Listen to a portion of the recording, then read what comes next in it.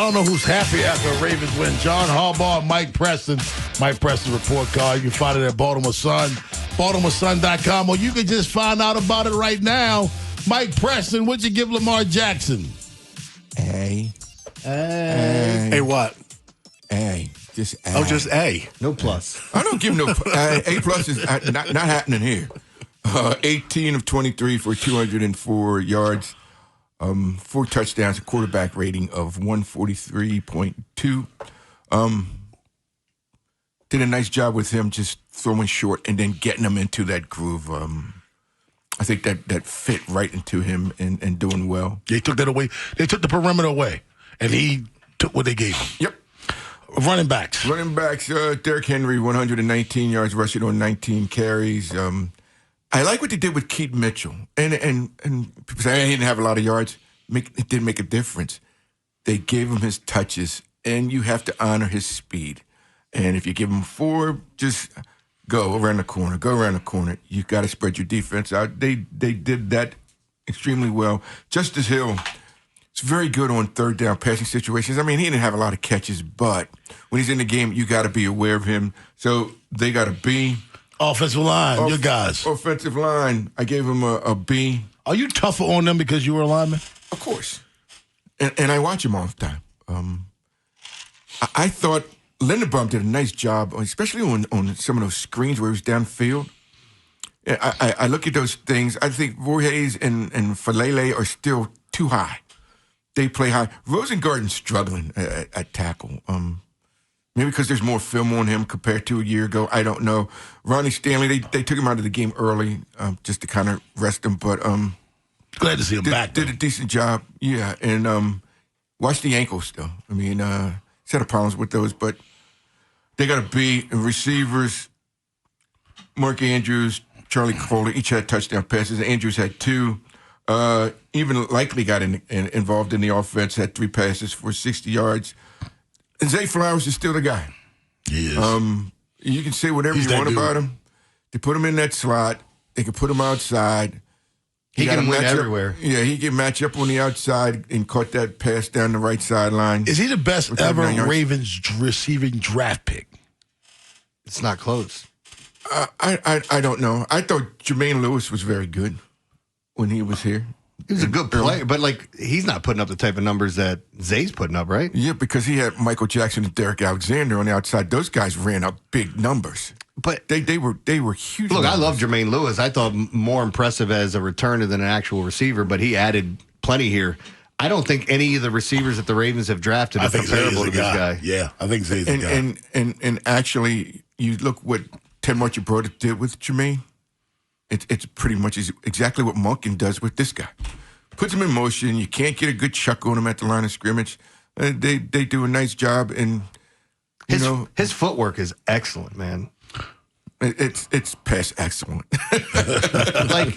There's something to be said about guys that can stop on a dime and make a cut, but it's also it's the deception of, hey, I'm breaking this way and you think I'm going that way. He has the ability to, okay, we're both in the picture. Now I'm the only one in the picture because you're on the other side of the field. He ran a double route 2 weeks ago where he was running top speed. He cut and then made another cut and never changed speed.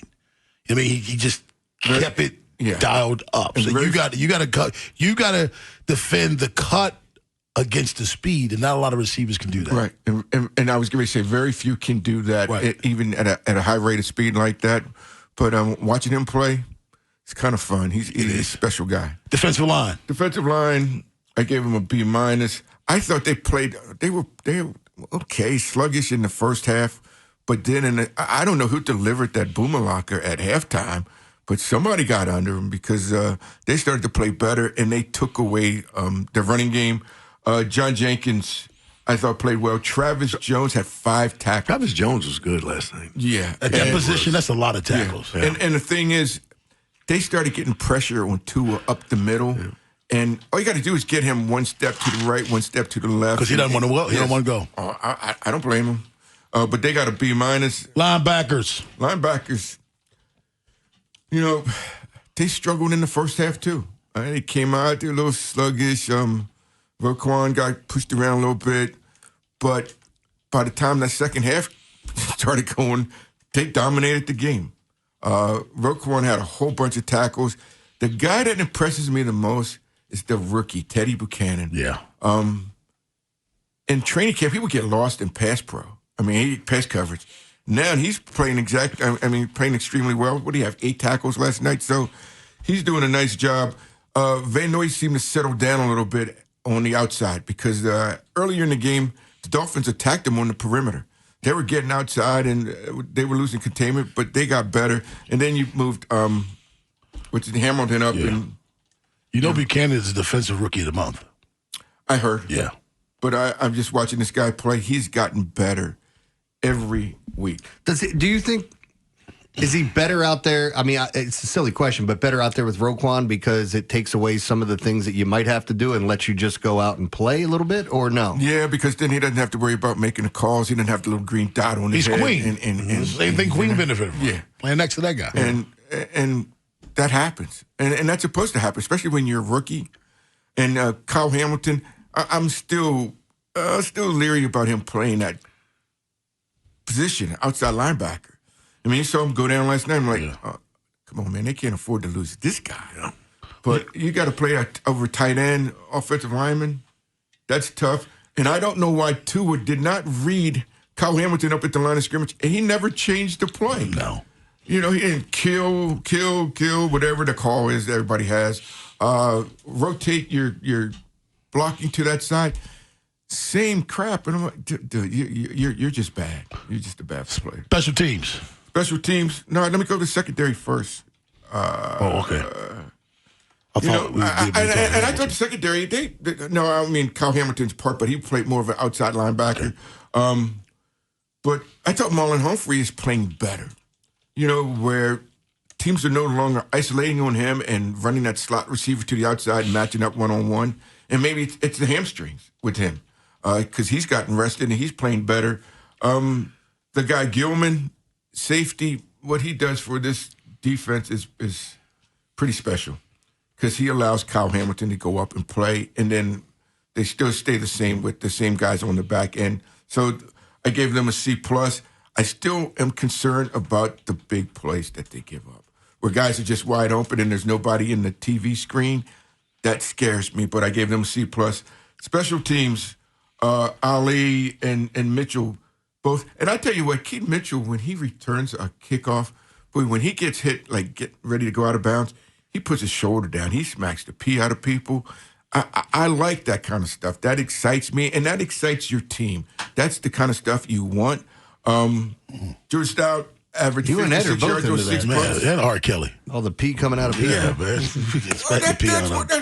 That's when you play the game, man. Okay, you got to. I didn't know where he was going with that. You can knock the snot out of people, but I like that better. By the way, there's nothing better than when I just take a little joke shot at Ed, and then I kind of glance over, and he's just giving me this. He's got a smile on his face, but his smile's like, really? Yeah. That's what you're doing right now? We got to get out of here. What do you give coaching?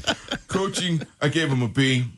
They went in, they did what they had to do. I thought Monken did a nice job with Lamar, and I think their defense is okay, but I'm still concerned there. So they got to be. The good, the bad, the ugly at 8 o'clock, but on the other side, your turn. Fan reaction, 410-583-1057. Want to hear from you. Monday Morning Quarterback on the Fan.